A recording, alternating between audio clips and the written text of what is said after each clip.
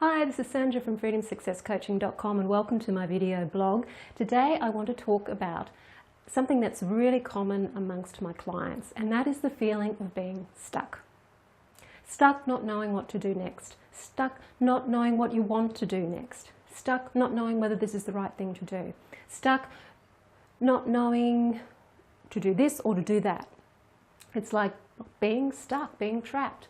And the number one, there's 5 tips today. The first one is to ask yourself this question: what is perfect about this situation? And I know it's a bit hard to find what's perfect about the situation. Like I'm feeling trapped, I'm feeling stuck, I'm feeling stifled, I'm feeling anxious, stressed, all of those things. What could possibly be perfect about this? Now, if you can find 3 to 5 things that's perfect about where you are now, that gets you into the solution mode. It gets you into thinking positively, and that not only calms the nervous system down, it also frees up that part of the brain, the creative part of the brain, to start looking at the solution, because the solution is always contained within the problem. Now, you might not get that solution straight away, but if you start focusing on what's good about this situation, then you start to allow solutions to come to you and to find opportunities and to see opportunities. So that's number 1. Ask yourself what's perfect about this situation.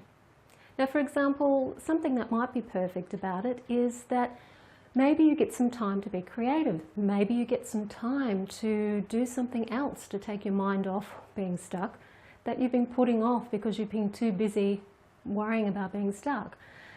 There's always something positive in there. So list 3 to 5 things. So number 2, the second is to take a trip to the moon. Now, not literally, but to step back and try and look at the big picture.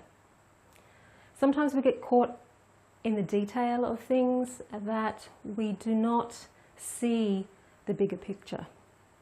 And part of the first thing about seeing what's good in the situation allows us to take the second step to see the bigger picture and what this means in a bigger life way.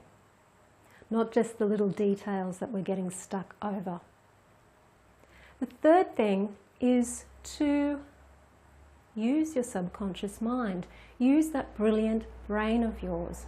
And that is, when you go to sleep at night, ask yourself to dream the solution, or to at least dream something that's going to help you with that feeling of being unstuck with the situation. It's called dream incubation, and it does work as long as you are used to remembering your dreams the next day. So you may need to practice writing down your dreams every day so that you start to get a memory of what your dreams are. So write down what it is you want to know on a piece of paper. Read it out loud before you go to bed. Stick it under your pillow and ask your subconscious mind to show you what you need to see. Just say, show me what it is that I need to see. You will have a dream.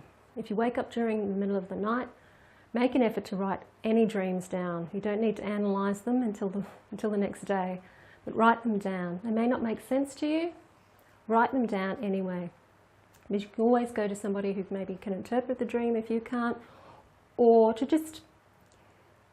you can interpret your dreams pretty well yourself if you focus on what the emotion was in the dream, because what's in the dream is really in the emotion that you wake up with the next morning.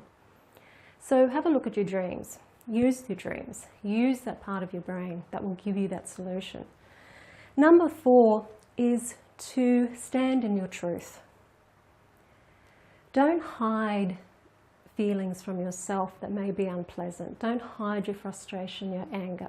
Don't tell yourself that you should be something when maybe you aren't. Don't go thinking you've got to do things because other people are telling you that that is what you need to do. Often when we feel stuck, it's because we're getting all of this information from outside of ourselves, from well-meaning people, and they might be right or they might be wrong. And that can make us feel stuck because there's a conflict with our inner selves, with where we really want to go. So be honest with yourself. Stand in your truth. Where do I want to go with this? Really want to go with this? And acknowledge all of the things that you think are in your way. If you think it's because you're lazy, if you think it's because you don't care enough, all of these things, ask yourself these questions. Do I really want to move forward with this? How do I want to move forward with this really that would make me happy? Stand in your truth, be honest with yourself. And number 5, the last tip, is to surrender to the situation. It's the hardest thing of all, but surrendering to the flow, going with the flow. If you found something perfect in it, if you're able to stand back and see the big picture, if you've allowed yourself to remember your dreams, and if you're standing in your truth, then surrender to all of that. Surrender to the process and take intuitive action. Action that's inspired, that you feel driven to take, not from fear, not from being threatened, but from a place of really being inspired to do so.